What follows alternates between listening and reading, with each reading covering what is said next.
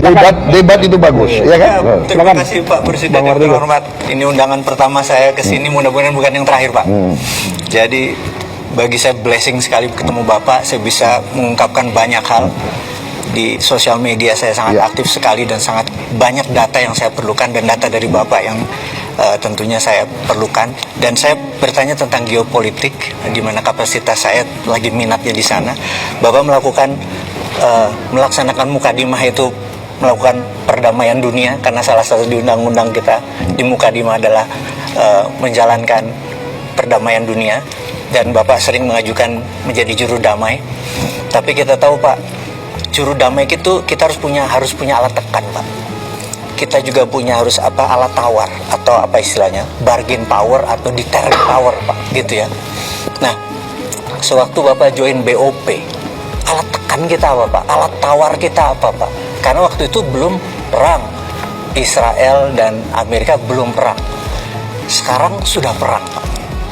Nah, yang saya tetap fokus, selama Bapak punya alat tawar, kita bisa menjadikan tools itu sebagai penekan untuk perdamaian. Tapi kalau tidak ada Pak, apakah Bapak masih akan terus bertahan di BOP karena udah jadi board of war, atau bagaimana Pak? Baik, terima kasih. Jadi saya jelaskan ya. Saya jelaskan dalam konteks situasi sesudah 7 Oktober tahun 2023, 7 Oktober 2023 terjadi serangan oleh Hamas Ya.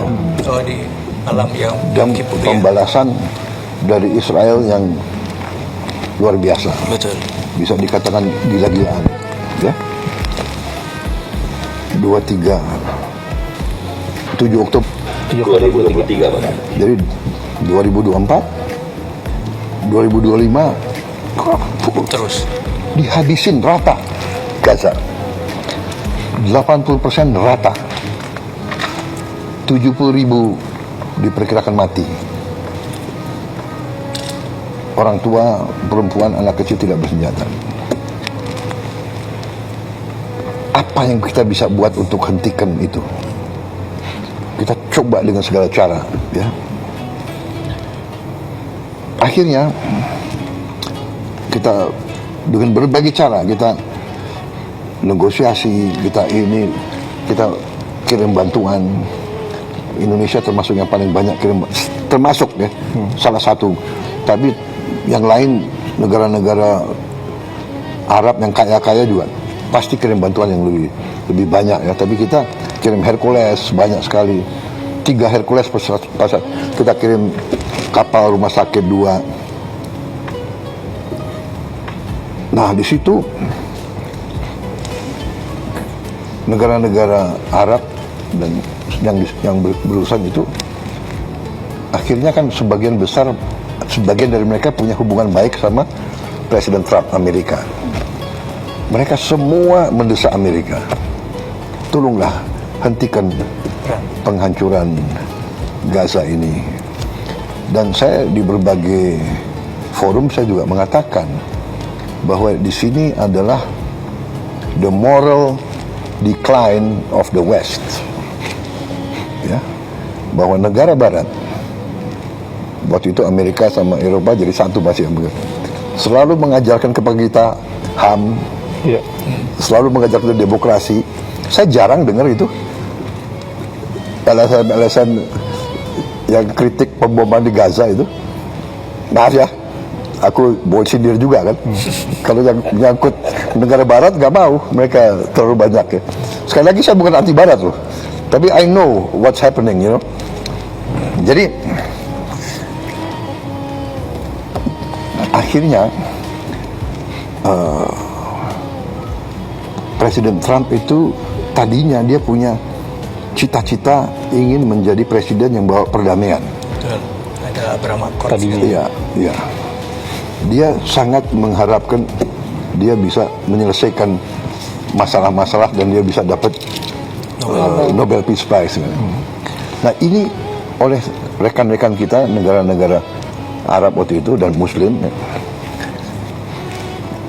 bahwa kita ingin mendorong Presiden Trump untuk bisa neken Israel untuk hentikan. Karena kalau kita buka terbuka, kalau kita bisa terbuka, hanya Amerika yang bisa nahan Israel. Kemudian waktu di sidang umum PBB di bulan September tahun 2025 kalau tidak salah ya, saya muncul karena saya UNGA. saya pembicara ketiga habis Lula, Brazil, Trump, saya. Di situ saya sangat tegas, dan juga hari sebelumnya saya juga bicara di forum yang dipimpin oleh Prancis, Emmanuel Macron. Dan di situ negara-negara Barat banyak yang umumkan mengakui Palestina. Ini terobosan besar. Kalau tidak salah Prancis umumkan, ya kan? Inggris umumkan, banyak negara. Ini terobosan ini. Terobosan luar biasa. Karena semua mau neken supaya Israel hentikan itu. Nah, di situ juga saya tegaskan lagi bahwa the only solution is two-state solution. Sesudah pidato saya, berapa jam kemudian, 8 negara Muslim diundang oleh Donald Trump. Arab Saudi, Uni Arab Emirates, Yordan, Turki, Pakistan, Qatar. Ini fotonya ini. Ya. Sama Jordan, Pak. Iya, sama Jordan.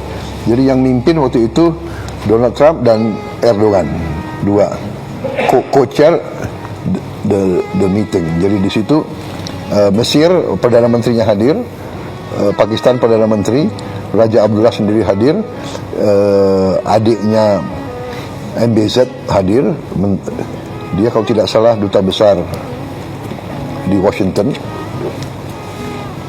saya dan Emir Tamim, ini juga Menteri Luar Negeri Arab Saudi. Di situ dia minta Witkoff nggak salah duduk di belakang gitu, nggak kelihatan di belakangnya besan ya.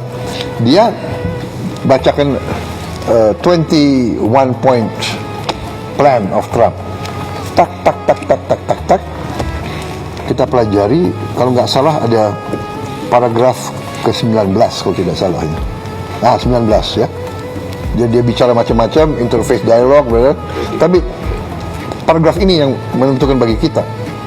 While Gaza redevelopment advances and when the Palestinian Authority, ya, Palestinian Authority jadi pemerintah yang mimpin Palestina sekarang, reform program states carried out, the conditions may finally be in place for a credible pathway to Palestinian self-determination and statehood, which we recognize as the aspiration of the Palestinian people. Ke-20, the United States will establish a dialogue between Israel and the Palestinians to agree on a political horizon for peaceful and prosperous coexistence. Jadi kita lihat, wow, ini 19 dan 20 ada peluang, walaupun kita tahu ini sedikit.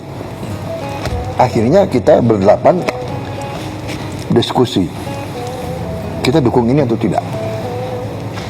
Akhirnya dalam lobby sebelum ini kita bilang kita dukung ini. Habis itu Emir Tamim kita tunjuk sebagai juru bicara kita. Akhirnya setelah dibacakan Emir Tamim atas nama kita, karena kita sebelum meeting ini kita sudah dikasih poin. Pak, sorry Pak, ini resolusi UN Council ya Pak? Iya, resolusi tapi berdasarkan plan itu. Berdasarkan, jadi poin-poin ini poin yang BOP atau poin US Council Pak? Pertama, ada halaman ini ada di poinnya Trump. Oh, oke. Yang dimasukin ke resolusi itu. I see. Nah, akhirnya Emir Tamim bilang, Mr. President, we like your plan. Ya, plannya Trump kan jadi 20, pertama 21, akhirnya jadi 20 dan sebagainya. Tapi anyway, we like your plan, but the problem is not us. The problem is Prime Minister Netanyahu of Israel. Nah, di situ Trump bilang, dia bilang begini, dia lihat ke kita, Emir Tamim kan di sebelah saya, dia let me take care of Netanyahu. Prime Minister Netanyahu. Dia let me take care of President. I will convince him. Jadi dia kasih jaminan ke kita. Dia yang akan menggait Perdana Menteri Netanyahu. Dan benar, ini kalau nggak salah pertemuannya hari Rabu atau Kamis, Perdana Menteri Israel datang hari Senin dan akhirnya dipanggil ke White House dan akhirnya dia juga terima masalah ini. Dalam perjalanan terjadilah gencatan senjata. Ya. Terjadilah gencatan senjata pertama kali. Akhirnya berkuranglah penderitaannya rakyat Gaza.